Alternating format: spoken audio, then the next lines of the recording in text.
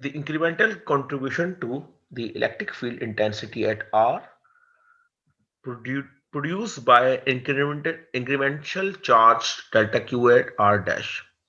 तो अगर हमारे पास जो पॉइंट R डैश जहां पे पहले चार्ज Q रखा हुआ था उसके अंदर चेंज आता है वो डेल्टा Q हो जाता है, तो जाहिर सी बात है जो R आपकी जिस पॉइंट के ऊपर हम इंटेंसिटी मालूम कर रहे थे उसके अंदर भी इंक्रीमेंट आ जाएगा, और वो इंक्रीमेंट आएगा वो होगा delta Q upon 1/4 pi epsilon naught R minus R dash square into R minus R dash over R minus R dash over magnitude of R minus R dash. और ये डेल्टा Q ये बराबर होता है rho V into delta V।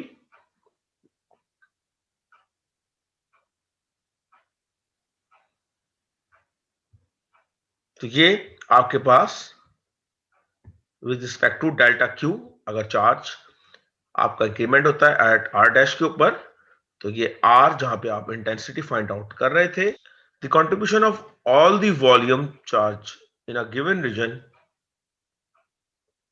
let the volume element delta V approaches to zero is an integral in the form of, ये हमने एक small element के लिए यूज किया था और हम कहते हैं कि डेल्टा V हमारा अप्रोचेस टू जीरो जाता है, तो जो पूरे वॉल्यूम की कंट्रीब्यूशन होगी तो हम सिंपल जैसे हमने लास्ट क्लास में किया था कि हम इसको इंटीग्रल लगा देंगे पूरे वॉल्यूम के ऊपर इस फॉर्मूले के ऊपर।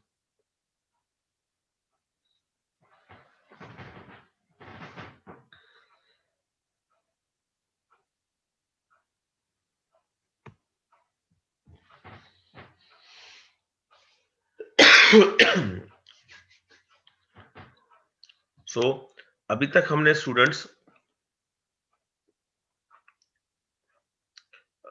दो टाइप ऑफ चार्ज डिस्ट्रीब्यूशंस को हमने कंसीडर किया है।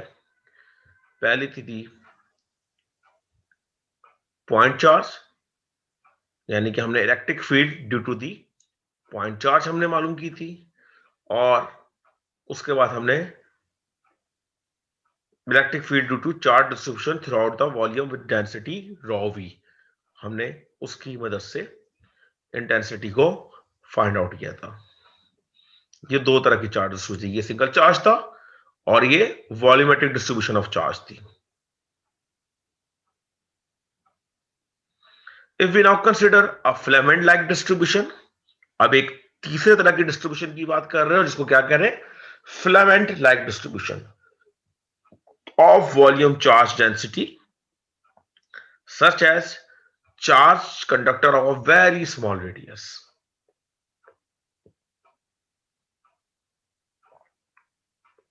आपके पास सिंपल एक चार्ज कंडक्टर जिसका रेडियस बहुत ही स्मॉल हो, जैसे आपके बल्ब का फिलामेंट होता है। अब हम उस तरह की डिस्ट्रीब्यूशन को स्टडी करेंगे।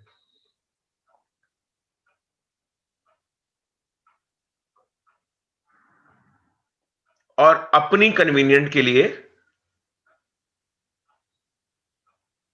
हम इस चार्जेस को as a line charge of density rho L की तौर पर ट्रीट करेंगे।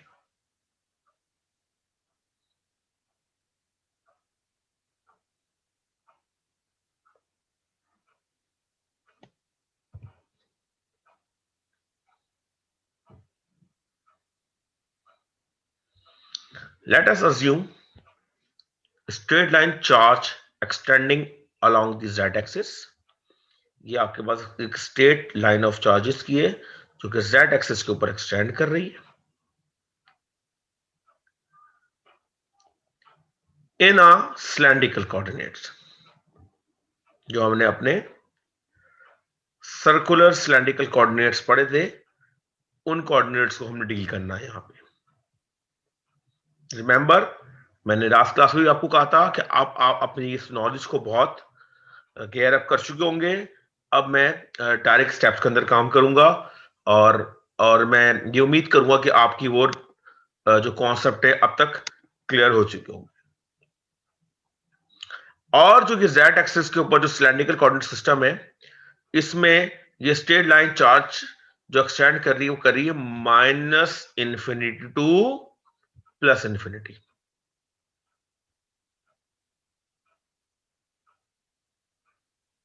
तो जस्ट हमने अभी जो ओरिजिन से ऊपर वाला पार्ट है उसको कंसिडर कर रहे हैं, और इस पॉइंट के ऊपर जो हमारे पास चार्ज होगा वो होगा royal into D G dash. Royal क्या है हमारे पास? Line charge density. इससे पहले हम कर रहे थे वॉल्यूम चार्ज डेंसिटी, अब हम लाइन चार्ज डेंसिटी कर रहे हैं। और क्योंकि वो z एक्सिस पे चेंज हो रही है तो ये with respect to d z dash ले लिया हमने इसको।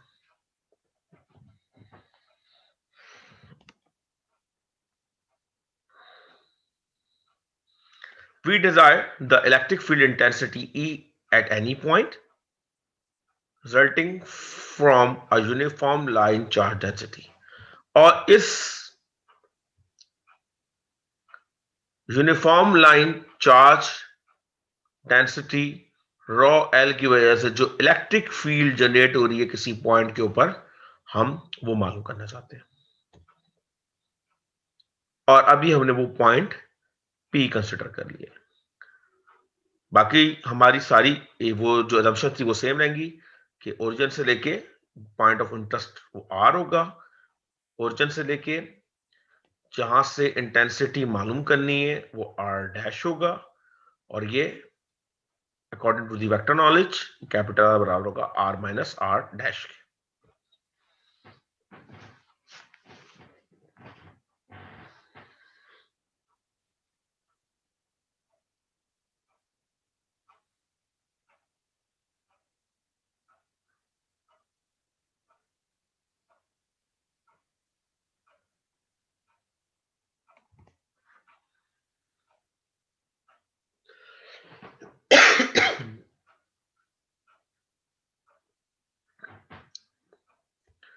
The incremental field DE only has the component in A raw and AZ direction. Remember A raw और AZ ये हमारे यूनिट वेक्टर है सर्कुलर सिलेंड्रिकल कोऑर्डिनेट्स के। तो आपकी जो इस पॉइंट के ऊपर जो इंटेंसिटी डीई है वो सिर्फ और सिर्फ आपके जो ये वाले यूनिट वेक्टर या ये वाले कोऑर्डिनेट्स के जो यूनिट वेक्टर है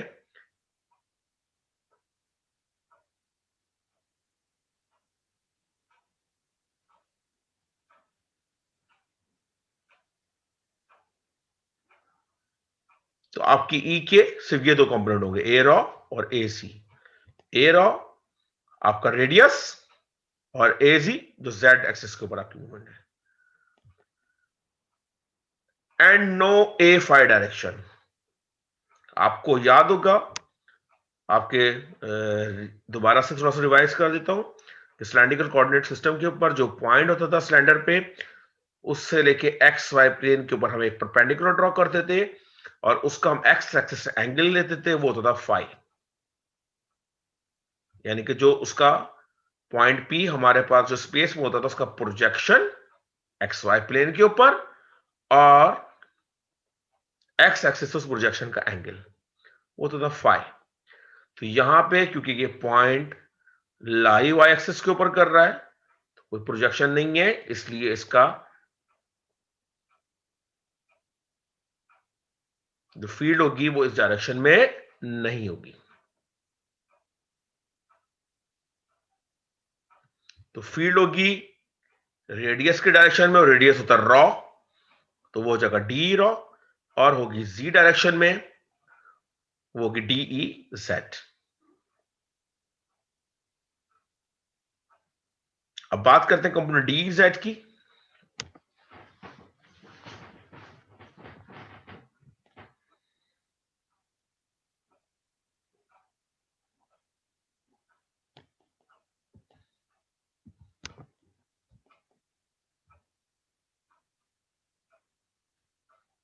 तो ये जो इंटेंसिटी है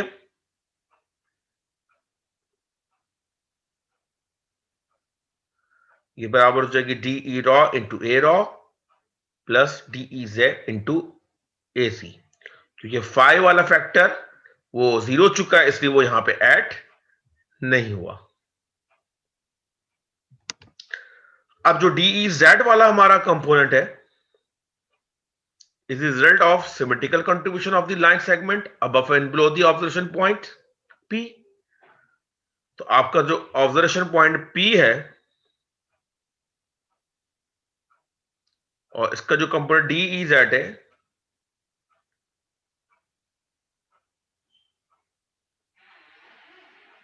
ये रिजल्ट है symmetrical contribution of line segment above and below the observation point P.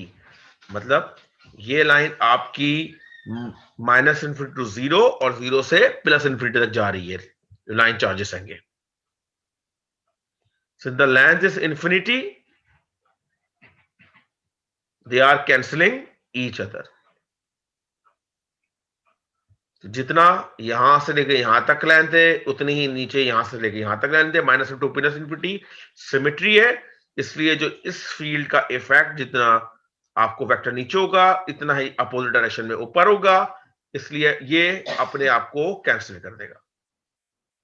तो आपका ये वाला फैक्टर हो गया 0।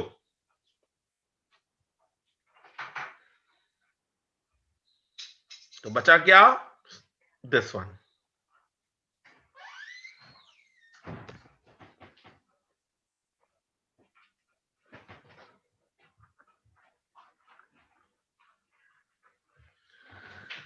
So the component D or P exists,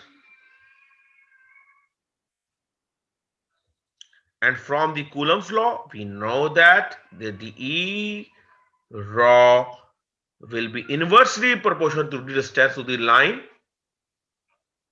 rho। जितना आप ये डिस्टेंस आपका ज्यादा होता जाएगा, जो डिस्टेंस रॉ है रेडियस,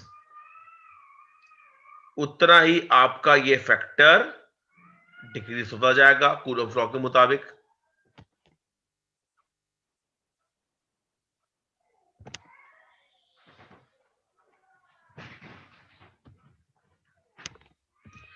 तो अगर हमारा ये पॉइंट P वाई एक्सिस के ऊपर लाई कर रहा है तो इस पे x भी 0 होगा और y भी 0 होगा।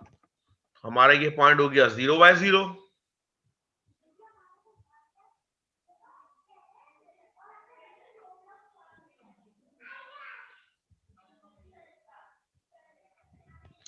और हमारे पास जो कि फैक्टर बचा था D E into D E rho A raw,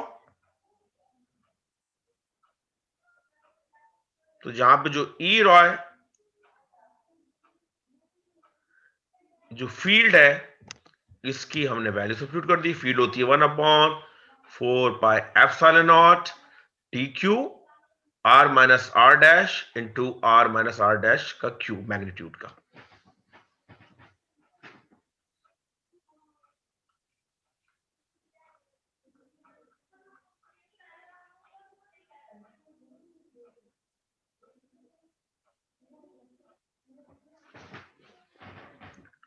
अब यहां पे जो चार्ज है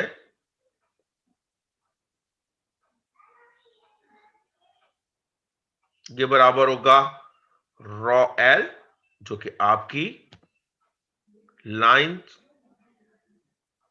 चार्ज डेंसिटी है, और क्योंकि वो जी डायरेक्शन में तो उसको हमने डी जी डैश से साल लिख दिया है।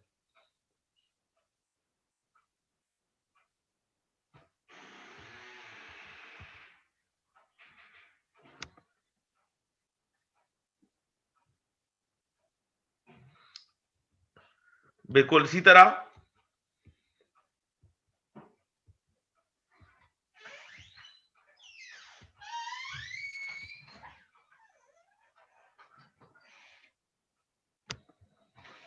जब हमारे पास ये था वॉल्यूम चार्ज डिस्ट्रीब्यूशन के बराबर था PV into delta we.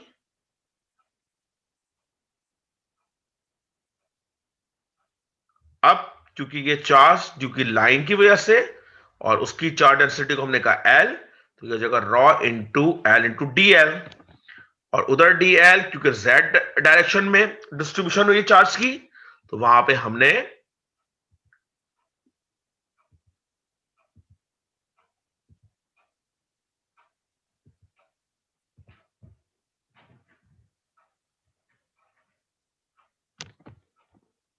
Z लिख दिया है।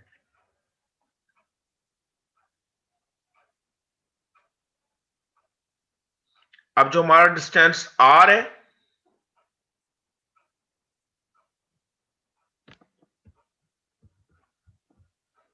R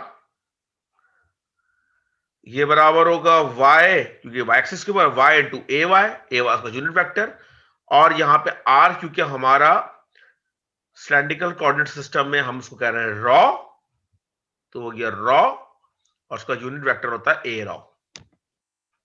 तो ये सिंपल जो आपका डिस्टेंस या वेक्टर r है वो बराबर होगा रॉ ए रॉ के। तो आप r की जगह सब्स्टिट्यूट कर देंगे रॉ ए रॉ। इसी तरह जो कि r डैश है,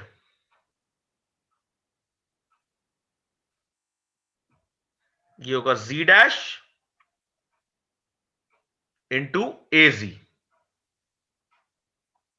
यहां मैं लिखना भूल गया उसको, वरना ये आपके पास जो r डैश है ये बराबर होगा z डैश इंटू ए जी। तो ये r और r डैश की वैल्यू हमने यहां पे सब्स्टिट्यूट कर दी है, और क्योंकि नीचे मैग्नीट्यूड था तो ये तो simple r minus r dash vector आ गया आपके पास, लेकिन नीचे आपने r माइनस r डैश करके उसका मैग्नीट्यूड निकालना है। तो यहां पे डायरेक्ट स्टेप में सॉल्व हुआ हुआ है, आप उसको खुद से सॉल्व कर सकते हैं। जो यूनिट वेक्टर का मैग्नीट्यूड जिस तरह डिफरेंस निकाल के इस वेक्टर का करते, यानी कि इस वेक्टर का अपने मैग्नीट्यूड निकालना होगा।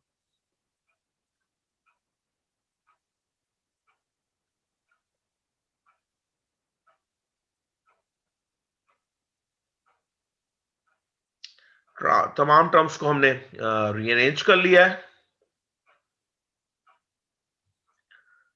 पूरी क्योंकि minus infinity to infinity charge है जी एक्सिस के ऊपर, तो हमने ये अपनी लिमिट अप्लाई कर दी है, इसको इंटीग्रेट कर दिया है बाय दिस फॉर्मूला। तो ये आपके पास इंटीग्रेट होके ये क्वेश्चन आ गई है।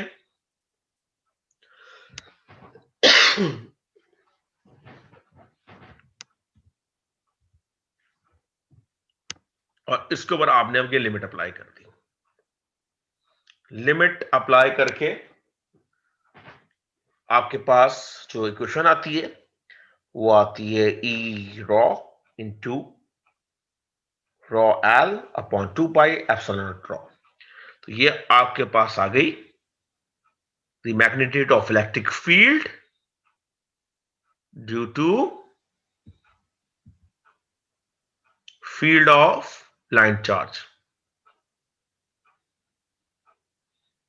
ये फील्ड ऑफ लाइन चार्ज का हमने मैग्नीट्यूड इस इक्वेशन के अंदर फाइंड आउट कर लिया।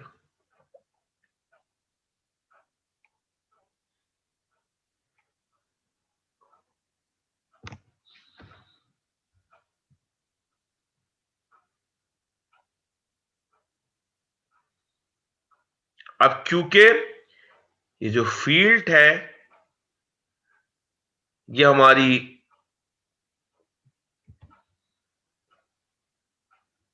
रॉ के ऊपर थी, यानी कि रेडियस के ऊपर थी,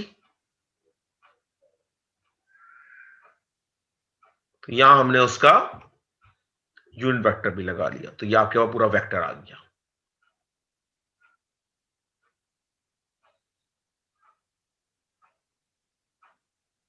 अब जो एनालाइज करने वाली चीज है वो ये है कि द फील्ड फॉल, अच्छा अब यहां पे डिस्टेंस आपके पास रॉ है, रेडियस, ये आपके पास चार्ज डिस्ट्रीब्यूशन हैगी, और ये इस पॉइंट पे आपने इंटेंसिटी मालूम करनी है, तो ये आपका डिस्टेंस बन गया है चार्ज से लेके या उस लाइन डिस्ट्रीब्यूशन से लेके उस पॉइंट पे जहां पे अपने इंटेंसिटी मालूम करनी है। अब इसमें लाइन चार्ज डिस्ट्रीब्यूशन को मैं कंपेयर करने जा रहा हूं पॉइंट चार्ज से, जहां हमने सिर्फ सिंगल पॉइंट कंसिडर किया था। The field fall off inversely with the distance to the charge line. ये आपको दिख गया कि जितना आपका रेडियस बड़ा होगा उतनी फील्ड वीक होती जाएगी। और इसको अगर हम कंपेयर करें किससे, पॉइंट चार्ज से, जहां पे फील्ड डिक्रीज होती थी स्क्वायर ऑफ डिस्टेंस से।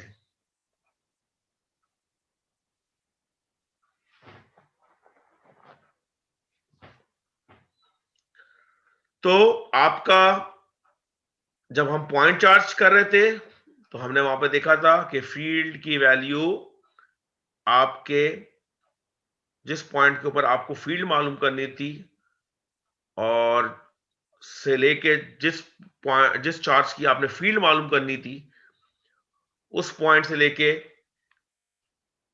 जिस पॉइंट पे फील्ड मालूम करनी थी उनके दरमियान जो डिस्टेंस था, आपकी इलेक्ट्रिक फील्ड की वैल्यू उसके स्क्वायर के डिस्टेंस से इनवर्सली प्रोपोर्शनल हुई थी। जबकि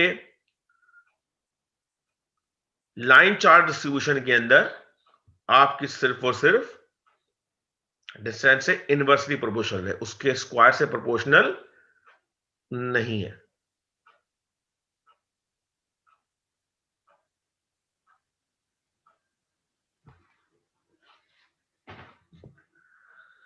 तो मैं ये लेक्चर यहां पे खत्म करता हूं। इंशाल्लाह नेक्स्ट लेक्चर में आपसे मुलाकात होगी।